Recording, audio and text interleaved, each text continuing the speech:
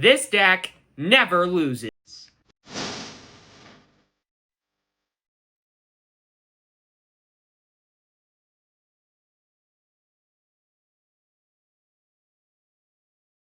Hello and welcome to the table, and today I am back for one final P8 deck video until the next set comes out. But this time, it's quite a bit better than the last list that I put out about a month ago. For those of you that don't already know, Piet is a green-black leader that says as an action you can exhaust him, play a capital ship from your hand, and it'll cost one less to play. Pretty solid. Once you have 5 or more resources, he flips into a 2/7 that says all your capital ships cost 2 less to play. And along Colossus, a 35 health base, is really, really solid. Sure, you draw 1 less card in your starting hand with Colossus, but I feel like the deck kind of evens out that disadvantage over the course of the game with early game Pershings and prepare for takeoffs and cards like that. But let's kick off into things, starting off with kind of like the earlier plays you're wanting to do, then talking about the removal, then all the capital ships, then finally the sideboard. So, first early game card that you're wanting to play, or one of the more better early game cards that you want to play, whatever, is Admiral Piet. This card is really good. I had it at 2 copies forever, but the card just keeps doing work, and I put it up to 3 copies. It's a 2-resource 1/4 ground unit that says each friendly non-leader unit that costs 6 or more gains ambush. So there are a couple of capital ships that this effect is dodging, but beyond that, pretty much all your capital ships are going to have ambush in addition to all their crazy effects, which is really, really good for you. But then there is also Dr. Pershing, which is a 2-resource 0/5 that says as an action you can tap him, deal damage to a friendly unit, and draw a card. A great card in combination with Super Laser Technician, a 3-resource 2/1 ground unit like Dr. Pershing. Dr. Pershing, that when defeated comes into play as a resource and you ready it. Really, really, really solid. These cards are a match made in heaven and generally what you want to be playing on turn 1 than turn 2. But another way that you can take advantage of, sure, you only have 1 less card in your hand of Colossus, but kind of going back up a little, you got something like a Prepare for Takeoff, a 2-resource event that says, look at the top 8, get 2 vehicles, put them in your hand, and you're happy as a clam. There are a lot more capital ships in this build than the last build that I've done. I think there's like 20, I want to say. It's quite a bit. It's quite a few. But it's a really, really solid card in this deck because it just draws you 2 cards generally for 2 resources. And it's just really, really good for you. But then there's Resupply, the last kind of early game card that you want to be playing that's not removal. It just is a 3-resource event that comes into play as a resource. Simple as that. It's not like that complicated of a card, it's just more ramp, like the Super Laser Technician. But then getting to the removal side of things, the first piece of removal in the deck is Power the Dark Side. 3-resource event, an opponent chooses a unit they control and then they defeat that unit. It's just a good way to just if the opponent only has 1 unit out on the board and you have the initiative, and it's turn 2, you just play that, boom, get rid of their turn 1 play. Maybe they had something like a Chewie or some kind of pilot that they were going to put onto it if it was a space unit, or they were going to maybe surprise strike with it or something like that. All of a sudden, they can't do that anymore, which is really, really good for you, and really bad for the opponent. But then there's Takedown, which is just a 4-resource event that says defeat a unit that costs 5 or less, or that has 5 or less remaining HP. If it was cost 5 or less, that would be busted, but that's not the case. But Takedown's a really solid card. I mean, sure, I know some people prefer Vigilance over this card, but I just feel like this card, it has its upsides because it costs only 4 resources. It has its downsides because the Vigilance just does so much more, but I still believe that Takedown is a little bit better because generally your removal you want to have earlier on in the game. And while Vigilance can do a lot of work, especially in the later portions of the game, there's generally not going to be enough matchups where I believe that Vigilance is worth it, but that's just my 2 cents on it. But then I am up to 2 copies now, a whole extra copy of No Glory Only Results, and I still only own 1 copy of the card, which really ticks me off. But it's a 1-resource event that just says take control of a non-leader unit, and then you defeat that unit. So anything that has a Chewie pilot on it, you can just steal it, and then you get to defeat it. Or the opponent has a K2SO, or some kind of one defeated that you want, you just strip it away from them, you get it, and then you reap the rewards. It's just really, really solid. It's a better Vanquish. And I don't know. The card's really good to me in the right situation. Otherwise, it's not the greatest thing in the world. It's not as good as Overwhelming Barrage. Because in this deck, I think this card is totally worth it. Because you got 5-cost capital ships. There are 5-cost capital ships in this deck that are pretty easy to get with Prepare for Takeoff and Dr. Pershing in the deck. So Overwhelming Barrage, I think, is way better. It's a 5-resource event that just says give a friendly unit +2/+2 for the phase, then it deals damage equal to its power divided as you choose them on enemy units. It just gets to wipe a lot of the opponent's board away on turn 4. On turn 3, generally, this deck, like, best draw, you're playing one of the 5-drop capital ships, or maybe one of the 6-drop capital ships, depending on how much you've ramped or not. But basically, then the very next turn, you Overwhelming Barrage, and all of a sudden, you're just wiping away most of, if not all, the opponent's board, plus you have a massive capital ship that has all these crazy effects stapled onto it. So, really, really good for you. But then, there are a couple of good old board wipes in Turbo Laser Salvo and Super Laser Blast. Turbo Laser Salvo is a 7-resource event that just says choose an arena, a friendly space unit you control deals damage equal to its power to each enemy unit in that arena, and Super Laser Blast, just 8-resource event that just defeats all units. They're both good in their own ways. Super Laser Blast just gets rid of everything, but it costs 1 more resource. Turbo Laser Salvo is 1 less resource, but it only gets rid of everything in one side of the arena. Plus, you already need setup in the space arena. But with the fact that there's a lot of cheaper ships, precisely 10 ships that cost less than this one. Actually, no, 13 ships that cost less than the Turbo Laser Salvo. And quite a few more, at least 3 more, that can come out the same term, if not earlier than the Turbo Laser Salvo, just makes the card like work a lot more consistently. So I feel like the whole setup side of the card isn't as big of a downside as the fact that it just only gets rid of 1/2 of the board, depending on the matchup, if it's kind of like split 50-50. But then, the capital ship side of the deck. There are a ton of capital ships, and let's just dive into all of them, because there's a lot to cover. The first one being Corvus, a 5-resource space unit, capital ship, 4-resource, it's a 4/5 with Restore 2. The one play to this card does not matter whatsoever, it's just a 4/5 with Restore 2 that costs 5. It can come out on turn 3 and P it, because it'll essentially cost 4 resources, making it a 4-resource 4/5 Restore 2, which is really, really solid for you. It's just the fact that the deck before didn't have Restore, or didn't have Restore for the longest time, kind of baffles me. I don't know why I didn't have Restore in this deck for such a long amount of time, but here we are. But then I got MC-30 Assault Frigate. It's a 2-of in the deck, and it's just 5 resources for a 5/5 Overwhelm rated 1. It's just a big old body. In the right matchup, it can be a really good way for you to be able to race the opponent. If you're kind of like managing their board state and they're trying to get in the last couple of points of damage on you, this can be a really good way that's pretty cost efficient in this deck to really start to like put pressure on the opponent, really get in some damage, maybe even take some units out at the same time while dealing damage thanks to the Overwhelm, and then just eventually kill the opponent with it. So, really, really solid card. It's a good 2-of. But then there is CR90 Fleet Runner, something like that. It's a 6-resource 4/6 with Restore 2, which is pretty decent. It does cost 1 more resource for 1 extra health compared to the Corvus, which is not great, which is part of the reason why it's only a 2-of.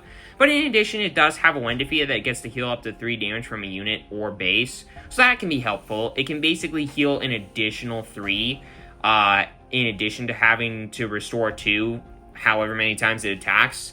Plus, the fact that it costs 6 resources can be a benefit thanks to the whole Admiral Piet making all your 6 costs or bigger get ambush. So you can immediately Restore 2, maybe it dies, then you heal 3 more, and all of a sudden you come in with a 4/6 ambush in space, kill an opponent's thing, your thing maybe dies, and you all of a sudden just healed 5 total from your base in one whole action, which is really, really solid for you.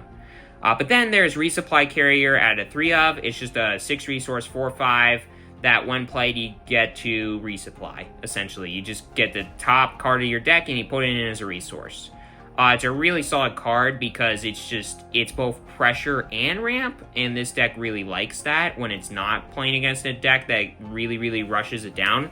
Like if it's playing another mid-range deck or control deck, then Resupply Carrier is one of the better cards that you can be playing in like the mid-ish portions of the game, because it's good ramp and pressure. It's just a lot of what the deck wants in that kind of matchup, in those kind of matchups, so really solid.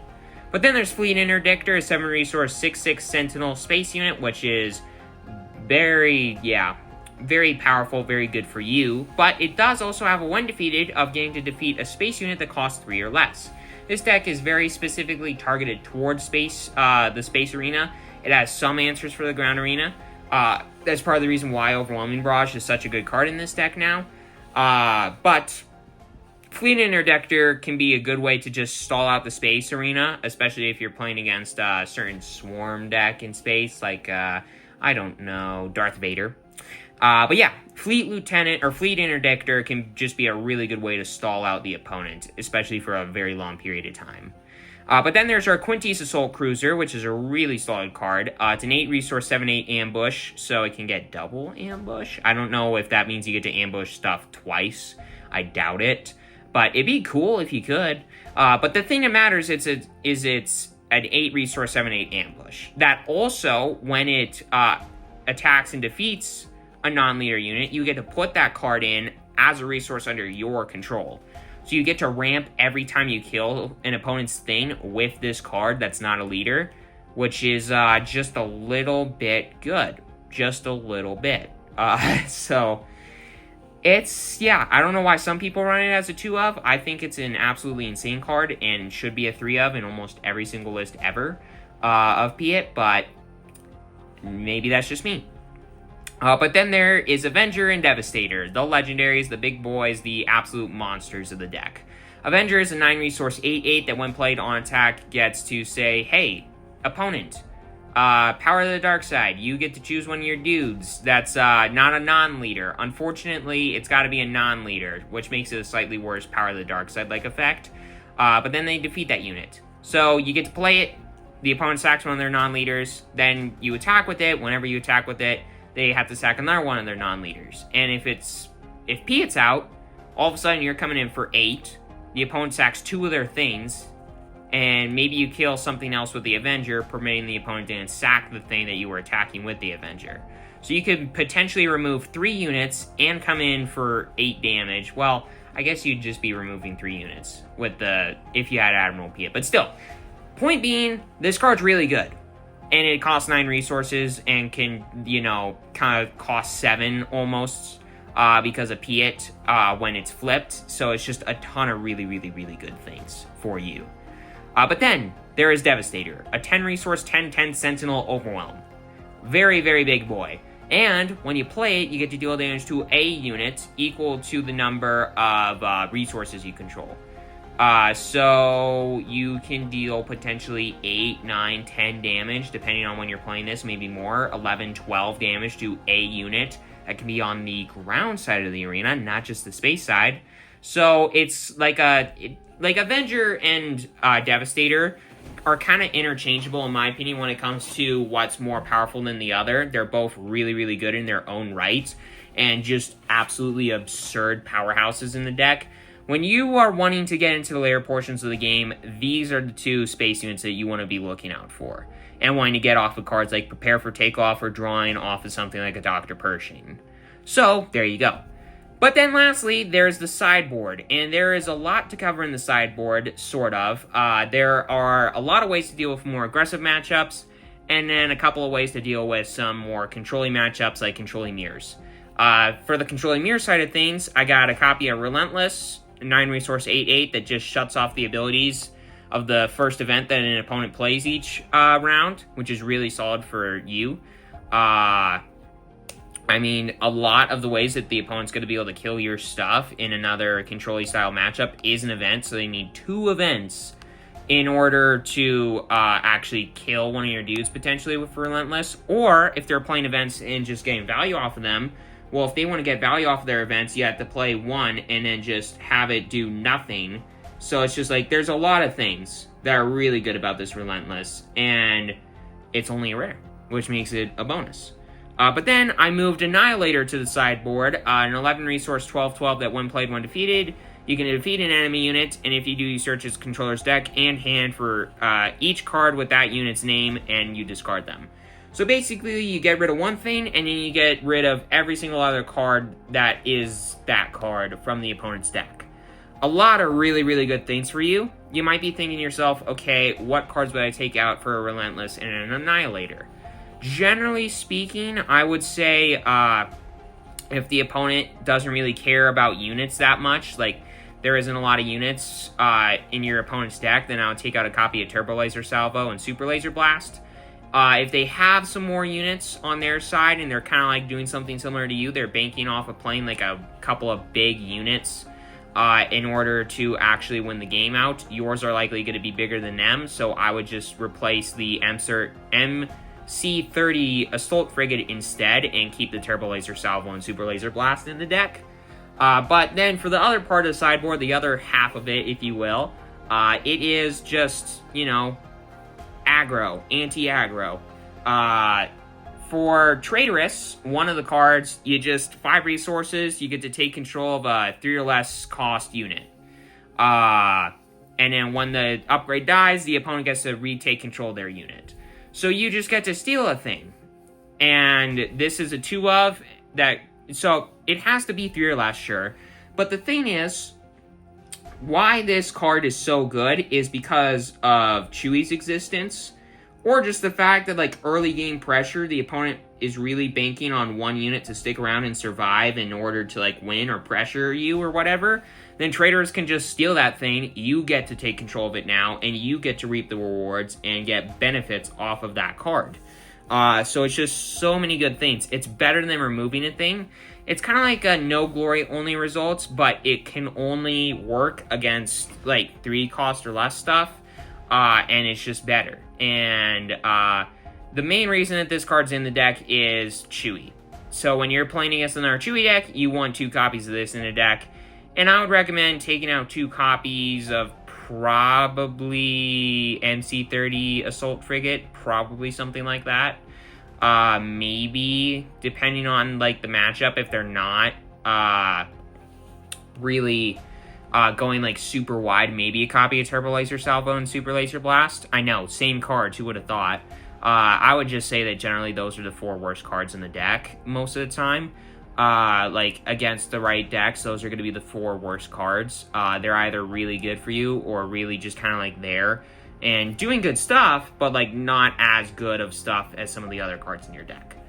But then, I got Perilous Position and I got Entrenched. These cards are both really good and in the deck for the exact same reason, which is just to really stop early board pressure from the opponent. If the opponent's not playing, like, Super Omega Go Wide, then, like, these cards are absurd. If they are playing Super Omega Go Wide, then you want to take out the Power of the Dark Sides, because that card is absolutely garbage against those kind of decks. Same thing with Takedown, you would just take out those cards and put in Entrenched and Perilous Position instead, because they're just going to be better so much of the time.